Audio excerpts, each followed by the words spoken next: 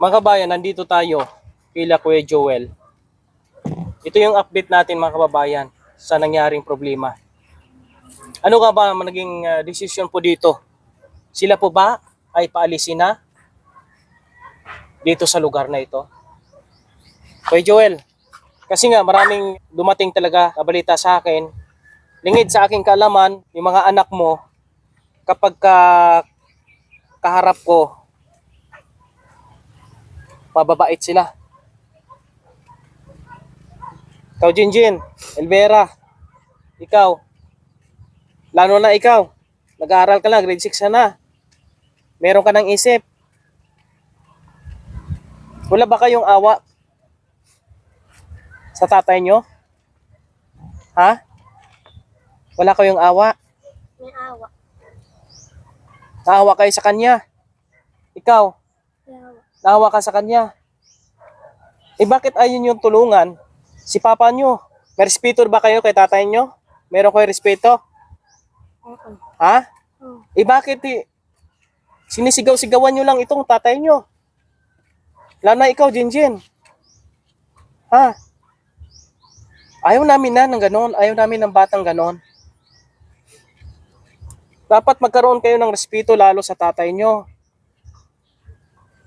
At pag kinakausap kayo ng ibang tao, mag-upo kayo. Ha? Opo. Tulungan nyo si tatay nyo. Siya ngayon, naghanap siya ng trabaho. Kita mo naman yung trabaho niya. Nangunguha ng balas. Pag uwi dito, pagod na pagod. Walang tubig, walang sinaing. Ikaw, Judilyn, ikaw malaki ka na po. Mag-isip ka, ha?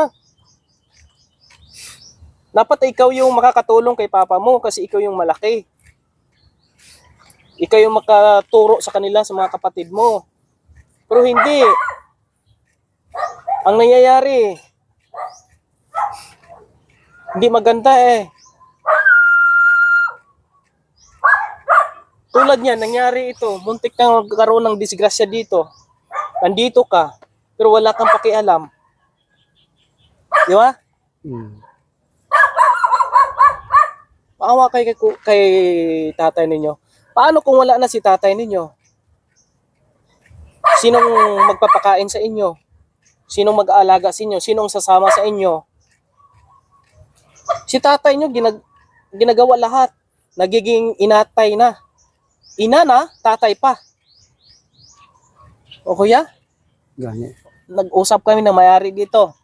Once na hindi kayo magbago, kayong mga anak ni kuya, aalisin kayo dito.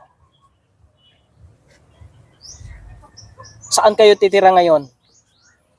Jinjin. Ay. Judilyn, saan kayo titira? Kung paaalisin kayo dito.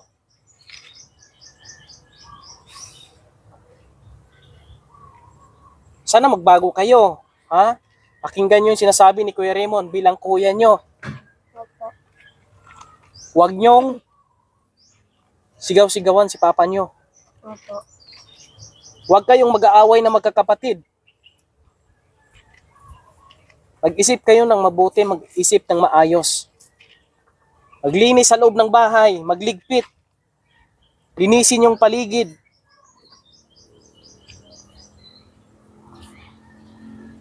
Tulad niyan, bahay nyo, wasak na yung likod.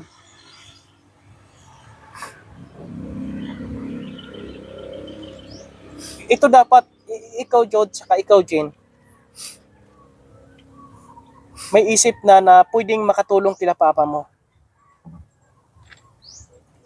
Kaya ginagawa ko ito para kayo ay makapag-isip. Bibigyan namin kayo ng 6 months. Ha? Ngayon, ang sabi ng may-ari ng lupa dito, 6 months. Kapag hindi kayo magbago, kawawa kayo. Naaawa kami dito kay papa mo. Kasi ginagawa niya lahat para kayo ay makakain. Kahit anong trabaho, pinapasok niya. Pero kayo, hindi nyo man lang pinapalagahan. Tulungan nyo si papa nyo. Lalo ngayon, wala dito yung mama nyo. Kayo lang dito. Dapat kayo magtulungan. Tulungan nyo si papa nyo. Kakasakit na si papa nyo. Tulad nakaraang araw na napuntahan ko dito, nagkasakit na. Paano kung bumagsak yung katawan niya? O sino magpapakain sa inyo? Jodilyn, sino? Wala. Pahalagahan nyo kung mayroong mga taong tumutulong sa inyo.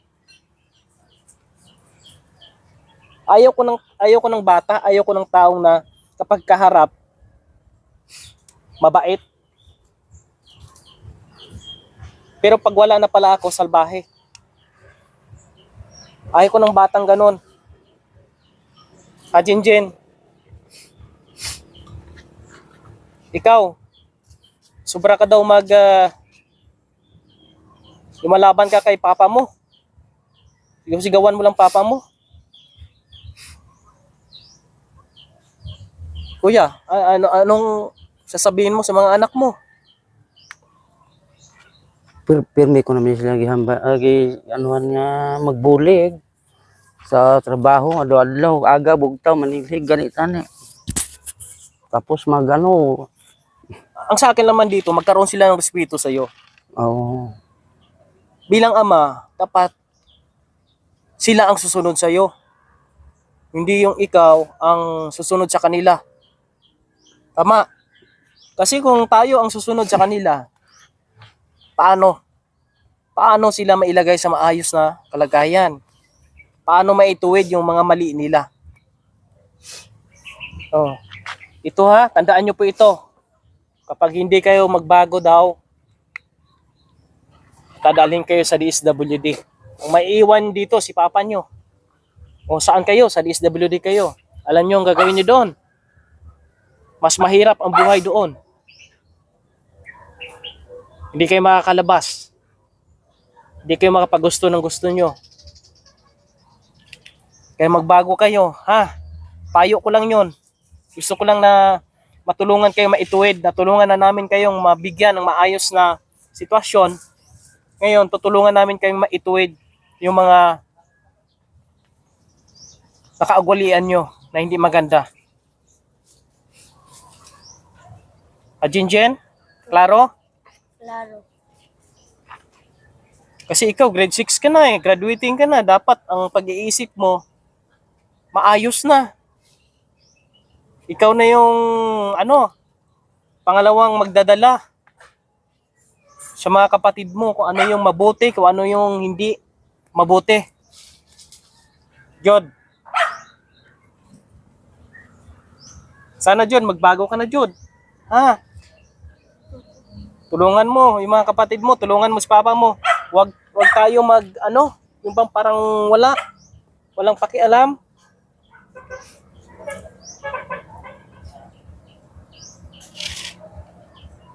Huwag kayo magalit kay Kuya Raymond na pinagsasabihan kayo Kasi ito ay para sa inyo. Gusto kong matauhan kayo. Gusto kayong maging maayos ang kalagayan nyo. Hindi ako nagagalit Inaano ko lang kayo. Pinapaliwanawagan ko lang kayo. Pero kung hindi kayo magbago, baka yun na yung time na magagalit ako sa inyo.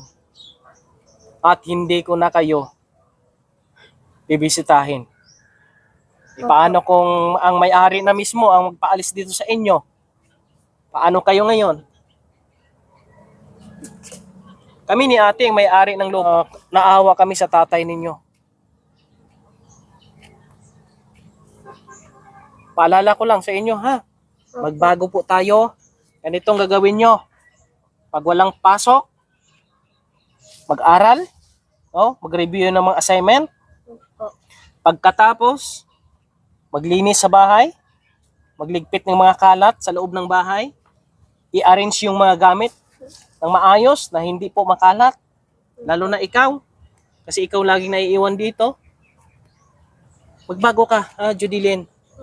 Kasi nga sa susunod na pasukan, papasukin kayo sa eskwelahan.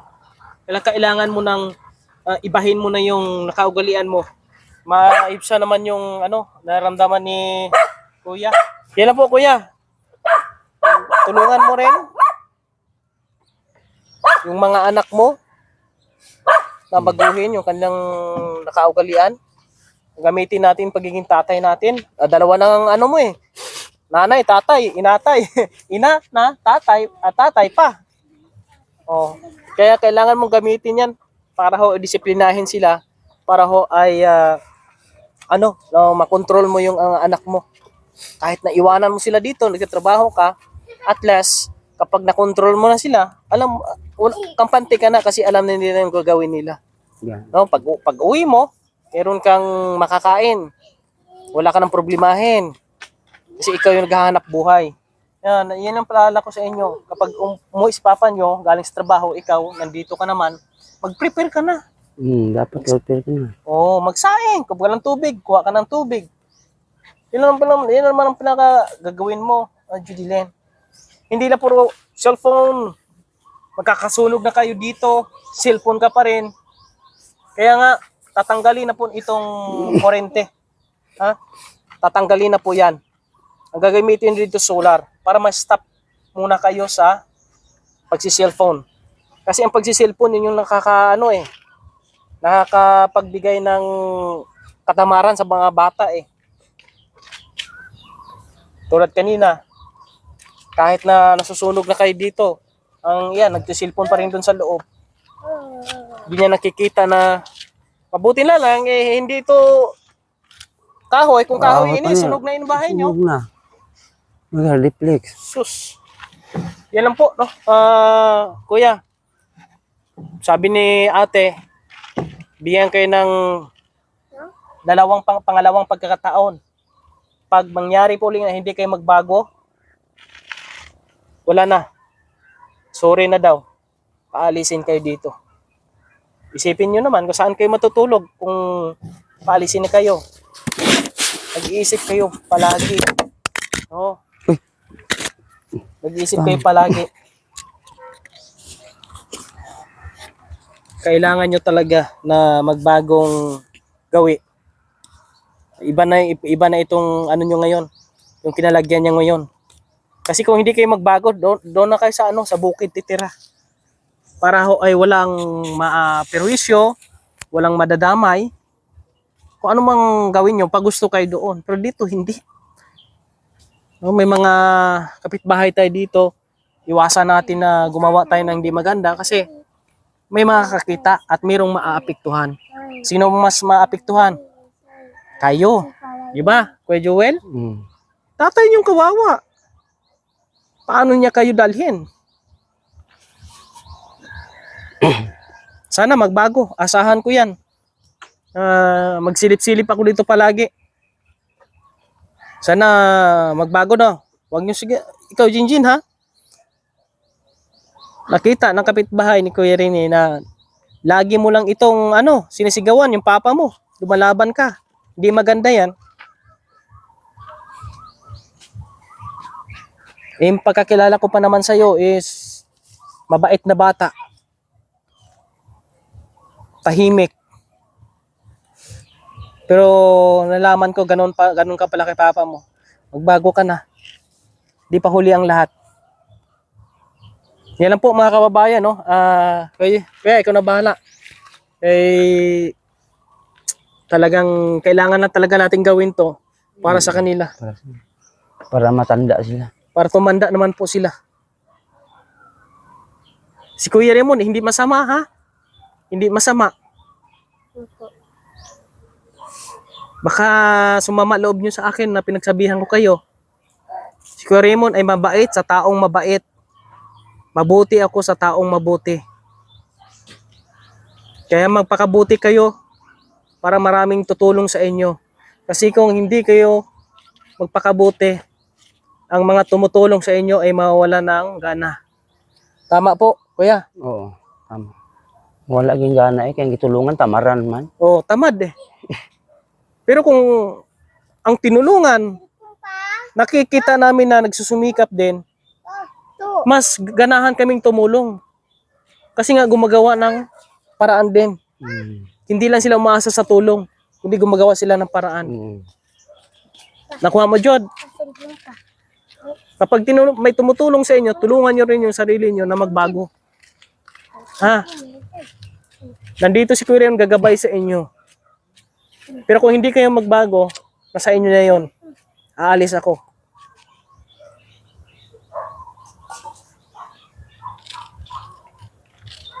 Nakakaawa kapag paalisin kayo dito, no? Yan po, kababayan, no? Sa mga nakasubaybay po dito sa kanila at kung ano man ang inyong pagtingin sa ating ginawa ngayon ay nirespeto po natin. Ang hangad lang po ni Kuya Raymond ay mabigyan ng kalinawan yung mga iniisip ng mga bata na mabago yung kanilang pananaw sa buhay at maituwid yung mga maling gawi po nila, mga kababayan. Abangan nyo po yung iba nating mga update po dito at si Kuya ngayon, meron na po siyang trabaho na yung nagkakarga ng buhangin. Ayag. No, mabigat na trabaho po yan. Kita mo si Kuya, laging laging tulala ito. Parang lutang din ba? Kasi nga sa dami niyang iniisip, ikaw pa naman magiging inatay. Ina ka na, tatay ka pa. Tapos yung mga anak mo ganun kapasaway. Oh, Pangit. ilang taon ka na ngayon? Kaya? 49. 49 pero parang 60 na. Dahil sa stress sa buhay. Sus Maria Josep. Sana magbago na yung mga anak mo, Kuya. Ganun. Para makatulong, gumaan-gaan naman yung buhay nyo. Yan po mga kabayan, hanggang dito na lang po muna. Shoutout po sa mga kaibigan natin na nag-aalala dito sa kanila. At ito po, alalay pa rin po tayo. Titingnan pa rin po natin sila. At titingnan natin kung anong pupudi natin maitulong sa kanila. Gagabayan natin yung mga bata na maituwid po natin yung mga hindi lang magandang asal o gawi po, mga kababayan. Hanggang sa muli po, shout out sa mga followers and subscriber natin na walang sawang sumusuporta sa ating mga ginagawa. Kay Joel, ingat kayo dito. Naway ay ito yung maging daan para magbago na sila. No? Maging bago na yung kanilang gawi. At iwasan na yung mga hindi magandang gawi po, mga kababayan. Hanggang sa muli po. Tayo na, oh. Malinis na po dito. God bless sa inyong lahat po, mga kababayan. Please subscribe my YouTube channel and follow my page for more updates. Maraming salamat po.